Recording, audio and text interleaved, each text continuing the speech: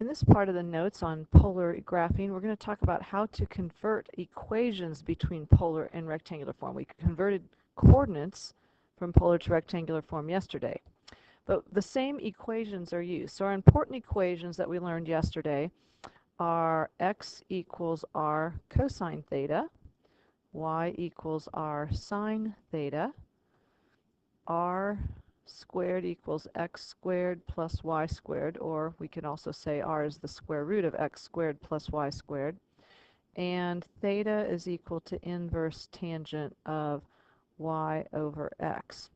Now we're going to use all of the ones that to the left here, but to do equations. This one is not, the one with theta and tangent is not used for equations. We'll use the rest. Okay, so let's take a look at our first equation. Our first equation is r is equal to 3 cosine theta. So let's take a look at what the graph of that looks like, just briefly. I hate it when it does that. Okay, there's the graph, r equals 3 cosine theta. Notice it's a circle, has a diameter of 3. So we should see an equation of a circle when we put it into rectangular form. What we need to look for is things we can substitute, and you always want to look for r cosine theta and r sine theta first. So figure out how you can, because we have a cosine theta here, and the only way I can get cosine theta into rectangular form is for it to be an r cosine theta. So since there is no r on the right-hand side, I could get an r on the right-hand side by multiplying by r. And I would need to also then do that to the left-hand side. So if I multiply times r on both sides, then I would end up with r squared is equal to 3r cosine theta. And that helps me out in two ways, because the r cosine theta turns into an x, and the r squared turns into an x squared plus y squared. So this becomes x squared plus y squared equals 3x.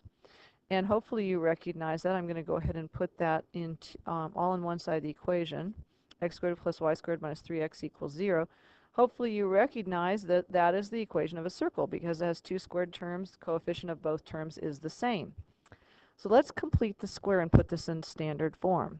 So I have x squared minus 3x plus blank plus y squared equals 0 plus blank. If I factor, put that in factored form, I'm going to have x and an x. Half of negative 3 is negative 3 halves, so I'm going to subtract 3 halves from both of the x's, and then to get the third term to be 3 halves times 3 halves, 9 fourths. So I'm going to add 9 fourths to both sides. This leaves me with x minus 3 halves, the quantity squared, plus, and I'm going to call this y minus 0 squared, equals 9 fourths. And this fits into the general equation for a circle, x minus h squared plus y minus k squared equals r squared. So this tells me that the center of my circle is going to be at 3 halves 0, and the radius is equal to the square root of 9 fourths, which is 3 halves. So if we looked back at that the circle that we just had right here, notice that we have a circle, their center is at 3 halves 0, and the radius is half of the diameter. The diameter is 3, so the radius is 3 halves. So it does actually match what we say it's going to match. So let me make just a little sketch of that here.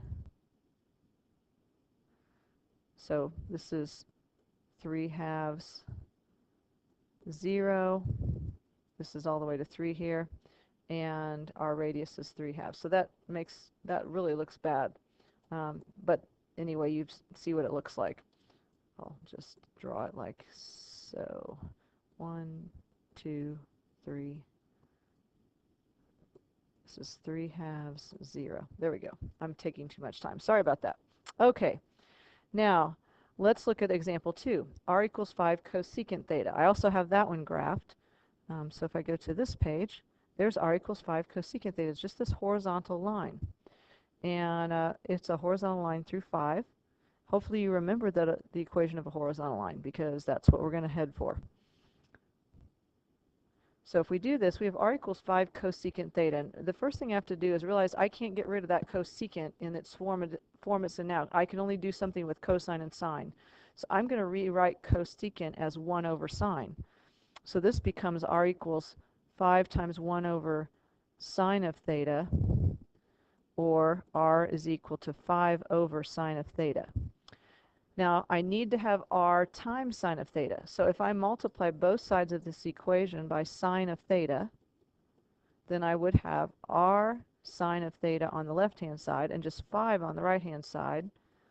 And that r sine of theta is y. So y equals 5. And you should recognize that y equals 5 is indeed the equation of a horizontal line through 5 on the y-axis. What if I want to go the other way? So I just have two simple equations. Now, if we want to go the other way, I have to look for any place there's an x squared plus y squared, I can substitute r squared. So x squared plus y squared is r squared. And x is r cosine theta, so this is plus 8r cosine theta is equal to 0. Now I want to solve for r to get it in the form r equals something theta. But there's an r squared and an r in here. So the way I have to solve this for theta is to factor out the r.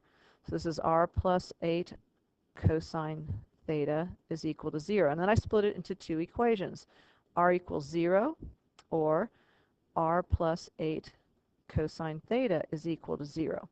And you may recall from Algebra 2, sometimes we get what are called extraneous solutions. Those are unneeded extra solutions. This would be an extraneous solution because all this is, r equals 0, is a point at the origin. And so I don't use that one. What I want to do is take the r, solve the second one for r. So this becomes r equals negative 8 cosine theta. So that is just going to be a circle, very similar to that first one. If we graph that, you would see that it goes on the left-hand side, and it's going to go out to negative 8 over here. Okay, then y equals 3, very simple substitution. We just substitute r sine theta for y. Solve it for r, and you get r equals 3 divided by sine of theta. And then we close by changing 1 over sine of theta to cosecant, and we say r equals 3 cosecant, oops, I left the c out, cosecant theta. And that is also a line like we had before. Your homework tonight is different from what the syllabus says.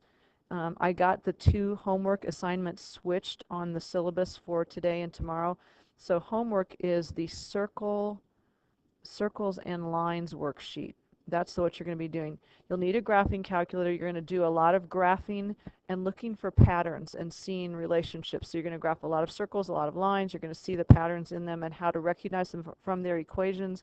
And then you'll also be putting some of them into standard form or switching them from polar form to rectangular form. So that's your homework for tonight. Short and sweet.